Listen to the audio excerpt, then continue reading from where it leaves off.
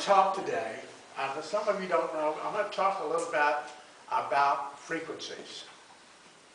How to achieve frequency in your mediumship and your physical mediumship work.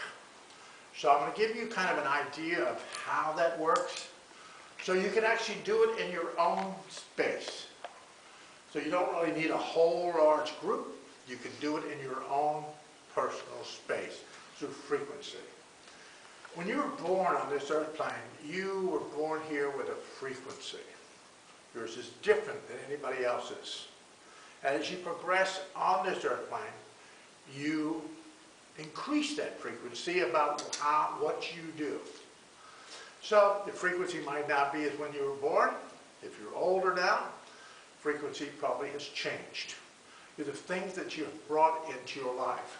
But you are the frequency. You got to remember, communication is often associated with raising one's frequency. And typically in the range of 852 hertz or 963 hertz. The good thing about living today is all of this is on YouTube. You can find the hertz that you need and push a button and listen to it. It opens the pineal, it opens the hypothalamic, it opens up all the glands within your body by playing these certain hertz in your auric field. By just going on YouTube or going somewhere and getting them, you can listen to them. It opens the third eye, the pineal, the hypothalamus, it opens them. So by playing a different frequency in your space, I explain like this room, everything in this room, chairs, the rug, everything, takes on the frequency that we put into it. Every single time you walk in here, you leave frequency in this room to mix with the frequency that's in the room. So every time you come in this room, the frequency gets stronger. It gets stronger within this space.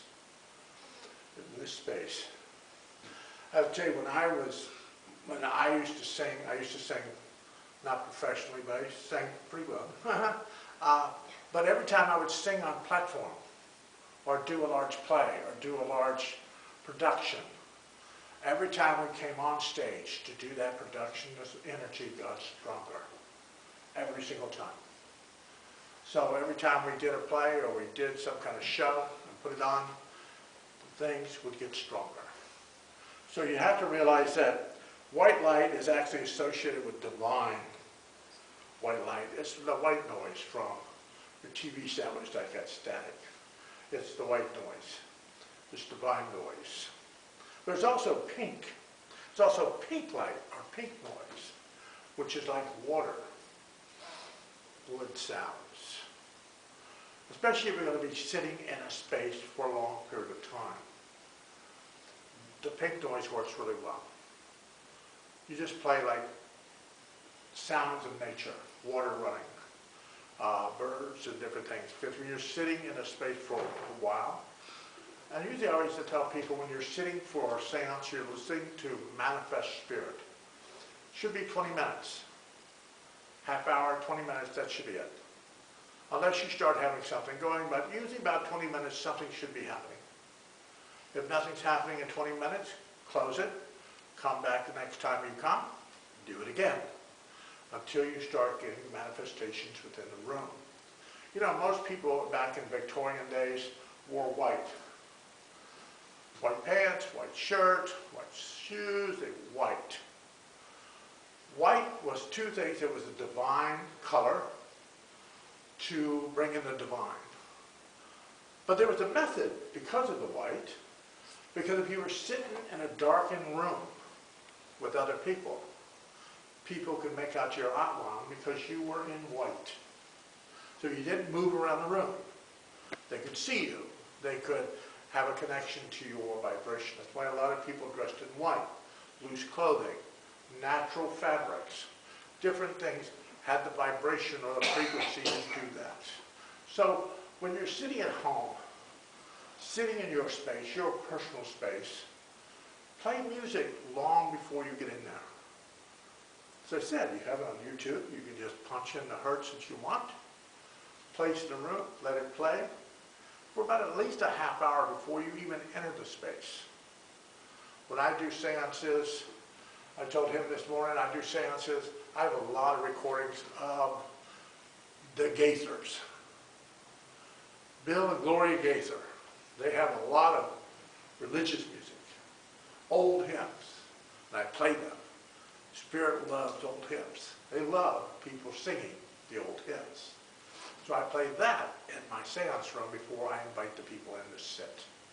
So I kind of attract the energy. Old hymns or spiritual music to attract them. But you're in your own personal space, play some kind of music, play some kind of vibration. Because you have to remember, you are the one setting the energy. If you're putting the thing on in your own space, you're putting it on for you. So you have to set the energy for you. What is the energy you feel comfortable with? Especially if you're going to work on your mediumship. 852 hertz is intuition, psychic senses. So 852. Find that hertz, 852. Start playing it. Even when you're sleeping, play it. It'll give you intuition. It'll open certain avenues of your vibration just by playing that music, just by placing that in motion for you. Because you made the intention to the spirit world that you'd like to open your third eye. So they apply. Once you make an effort, spirit doesn't just come and just move things and do things just because they personally want to show off. They do it because they want you to make an effort first. Then they come. But the effort has to be made. 999 is higher spiritual vibrations. So 999 brings in higher spiritual vibrations within your auric field. So find some of that if you want a higher vibration, higher senses of consciousness. Get that. And other ones support 1074 hertz. Spiritual experience. Takes you a little bit out of the body. Allows you having a spiritual experience. Play that one if you want that.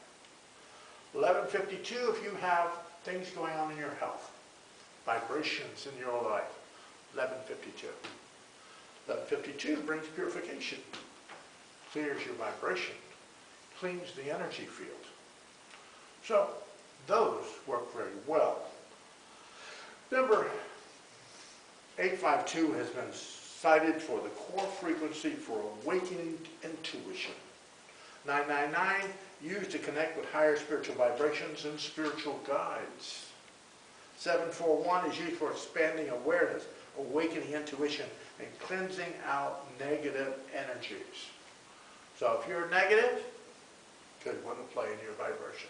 Or if someone in your house is negative, just push the phone towards them and play it right in front of them. But you're trying to get rid of that negative, especially in a room, especially a space. Playing 741 hertz clears the negative energy within the space. What I use in my space is I use a G-sharp tuning fork. And I just tap it and touch the space. That clears all the energy in the space. G-sharp tuning fork. But it's according to what vibration or what energy you want to use with that. 963 hertz is actually the God frequency. So if you want to talk to God, 963. Play that frequency in your vibration. 417 wipes out all negativity around you. It cleanses the energy of the whole room. So you've got 741, but 417 hertz wipes out all the vibration before you attempt to connect to your higher guides. You want to clear out all the negativity in the room. 417 does that. 853 awakens intuition. 783 is you like to create a grounding, calming atmosphere that is resonant with the Earth's magnetic heartbeat. So 7.83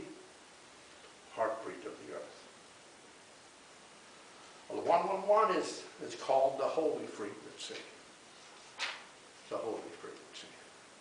Very spiritual vibration.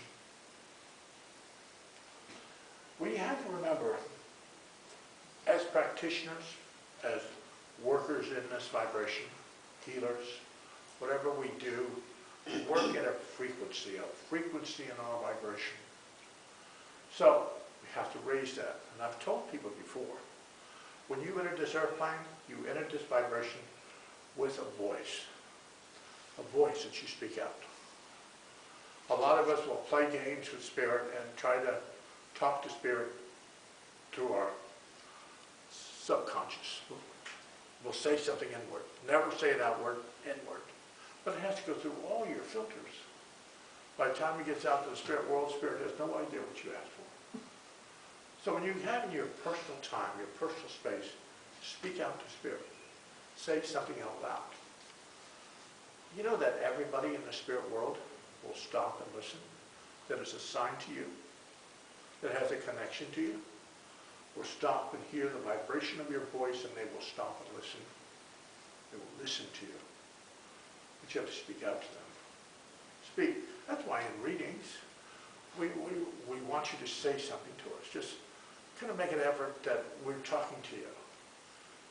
It isn't a reason I could talk to you and give you a reading without having you say anything to me. But the reading, your voice connects me to your vibration. Connects me to it. So I have that connection by you saying something to me. That's why we asked. We cut you away from the herd too, so cut you away from everybody else. But we want to hear your voice. Say something to us. Say something to us. When I was over many years ago, going back again, but when I was in England, people would say, I have an energy here. I want to explain it, and I'll see who does it. The media knows exactly where they're going. What happens if I go back in this back room back here? I'm raising your energy because every one of you think you're going to get a reading. So you're sending me all this beautiful energy up here because you want me to come to you. But I already know who I'm going to. I'm just sucking up the energy. That's all. I know where I'm going to. I know who I need to speak to because Spirit has already stood behind you. They've already made it known. You need to talk to them. So the question is when we raise our vibration, our frequency, we allow Spirit to pull closer. In our vibration, we allow them to pull closer. And that's for your own personal life. When you want health or you want something in your life, you have to raise the frequency to get yourself there. You can't pray here and you want to get to this frequency. You can't be here. You have to raise the frequency to get here.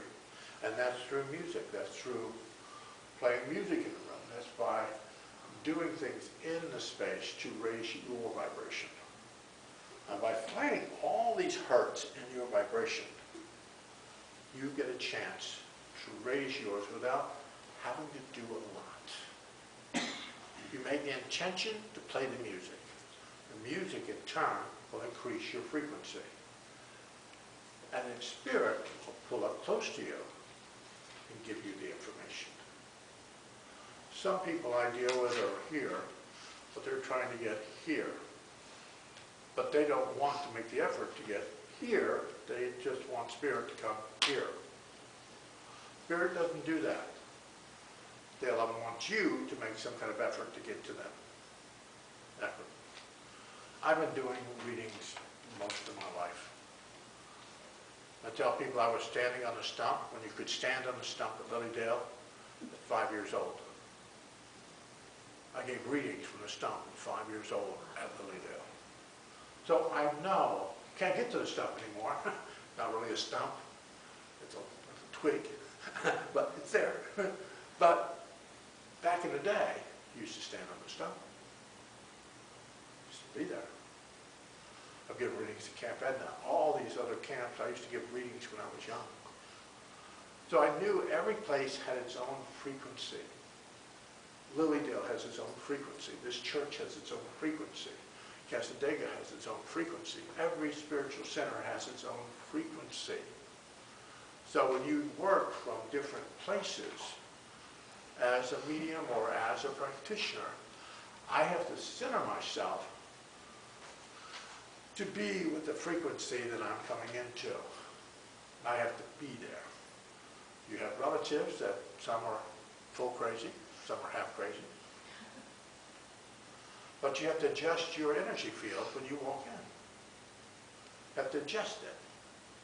Because sometimes you have to play in that environment for a little while. With your family, people, your situations that you come contact. Even you're doing healing. Sometimes people come for healings and you go, ooh. So you have to raise your vibration to pull them along with you. Same thing with readings. Sometimes I have to pull your vibration along with me. It all comes down to the CERT. Communication, evidence, reason, tell a story. Communicate with spirit. Give some kind of evidence, reason the spirit is here, and tell a story. To be a good medium, you have to be a good storyteller. You've got to take them on a journey. You can't lose them. You can't lose them halfway through the interval. You can't lose them halfway through the airport. You've got to get them on the plane. You've got to get them there. So you have to tell a story. You have to take them on a journey. When I teach classes, and I teach people, I give them three things. I say, give me 3 words. 3 things I worry about. Don't worry about that. That's because you're giving me 3 words. You're trying to mess me up, though. You're trying to say, ooh, I'm going to find something he's not going to be able to give a reading about. But it doesn't matter, because Spirit already has that planned. Because you're going to tell me exactly what you need. But if you said squirrel, bike, car, and I looked at you and said squirrel, I see a squirrel, saw a broken bike, there's a car parked over in the corner, God bless you. You're going to look at me and go, what is happening? What kind of reading is that? But if I tell you a story about the squirrel and the bike and the car, I take you on that journey. I take you on this whole journey of how to put that in motion. See, it's the journey, it's the frequency, the vibration. As I said, when we read the prayers, we read the healing prayers here in the morning, we read the principles in this vibration. For well over 150 years, people have been reading those every Sunday morning, every week, for over 150 years. They've been reading spiritual stuff in the spiritual church. Reading it. So when you read it, you know there are people on the spirit side that sits there and they recite it with you. So even if there were just one person here, there are a multitude of individuals in the spirit world reciting those with you. So you have a multitude of energy, a multitude of frequency being propelled back towards you, towards your vibration. You don't want to go somewhere, if you're trying to be healthy, you don't want to go someplace where a whole bunch of people are sick. You don't want to go somewhere that people are not well, because you want to be well. You don't ask certain people for money, because they don't have money. Go where the money is. My mother say you don't want to marry or work for money, but it doesn't hurt to court where it is. Go where it is. Go where your vibration takes you. But you have to listen. I can always explain that to people. You have to listen. Why that happened. Spirit was trying to listen to you. There was 2 years ago, we bought a house in Casadega. Before we bought the house, my wife and me walked by, and there's an older lady living in the house. And I could hear my guide going, "That's your house." I said, "No, there's a lady in there. She lived there, an older lady. She lived there." And I could hear my guide go, "Not for long." I said, "You're not going to hurt her, are you?" No. So 2 days later, she had fallen, broken her leg, and had to go live with her daughter. And we bought the house. But I always had a thought in my head, did my guides push her? Did they give her a push to get me the house? Did they? And he'll just giggle. He'll just giggle. But you have that communication with Spirit. Spirit's done a lot of things, especially in seance rooms. When you raise the vibration, because some people really don't want to sit. If you go home today, you need to find yourself your special Shangri-La spot. Decorate it how you want to decorate it. Set the space up. Leave it alone. Don't keep changing it. Leave it alone. And sit for 8 weeks. Sit in that spot.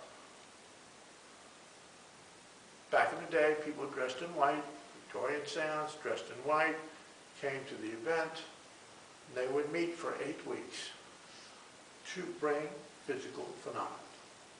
In 8 weeks, it's not the presenter that could change the group. It was the group voting if somebody could enter the group. So it took 8 weeks to solidify the energy within the space. 8 weeks. So do an 8-week period. I've had trumpets float to the room. I've had people drop out of the ceiling. I've had all kinds of stuff. I've seen a lot. So the question is, but it was through a lot of events.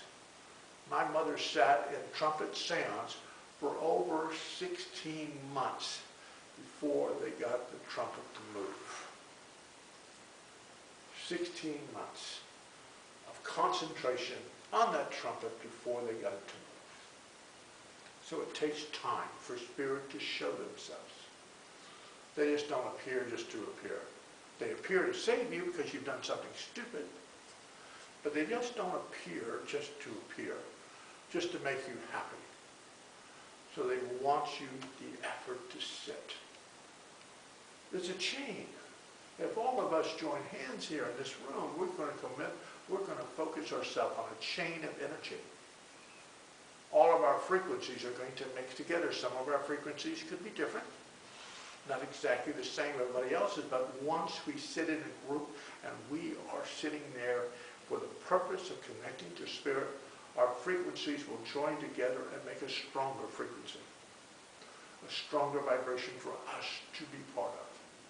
We have to realize that we have the power within us. We've always had the power, we just don't know we have it. Until we realize we have it, and then we can use it. Some of us are sick, and we shouldn't be sick. Some of us have things in our lives that we shouldn't have. But because we haven't believed that we had the power to change it. We have the power to change everything within our lives. If we just believe that we can do it. Believe that we can do it. Faith of a mustard seed. That's all we need. That little seed. But most of us don't have that connection.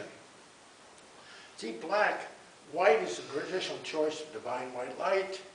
Black is for morning wear. But black is actually context is the war in a seance to contact a specific loved one. You're mourning. You want to connect to this one loved one.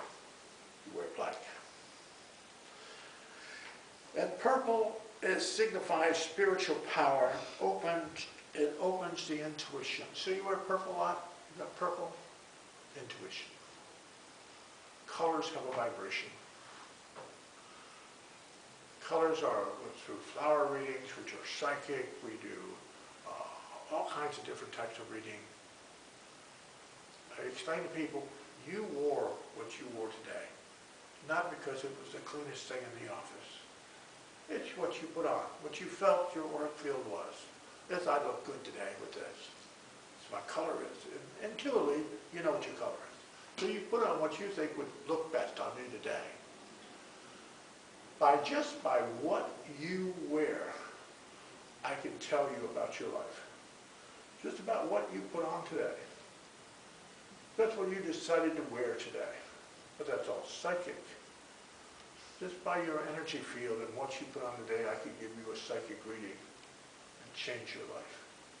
Just by what you put on. There are all these vibrations that have to, because you have entered the space. You've entered the space to receive a reading, to receive a healing. You've entered it. You brought your frequency. You brought your colors. It's what you wore today. You brought all that energy into the space. Well, I have to see it. I have to have some kind of connection to it. So you're either mediumistic first and psychic second, or psychic first and mediumistic second. Both have to fit into your idea what type of medium you're going to be. What frequency are you going to pull yourself at? I love it when I walk in certain friends' offices and they have every stone under the world in their office. It's like a mine exploded. They want to know why their office is as clean, as good as it is. They got hematite, they got citrine, they've got rose quartz, they've got amethyst. They've got stones that drop you, stones that raise you, and stones that spread you. So you walk in an office and you're just going, because everything in that office signifies different energies. So when you go home to your meditative space today, look in the space. Do you have a lot of scattered energy in there? A lot of scattered here. Don't have a bunch of voodoo dolls over in the corner and some kind of Jesus on the other corner of the wall and some kind of Mohammed on the other wall, and then you got a bunch of crazy stones going. Not that. Because you have to realize that everything in your personal space has some kind of connection to you. You want to raise your vibration? Do higher vibrations. Higher vibrations. You want spiritual light in your work field? Sit in a white chair.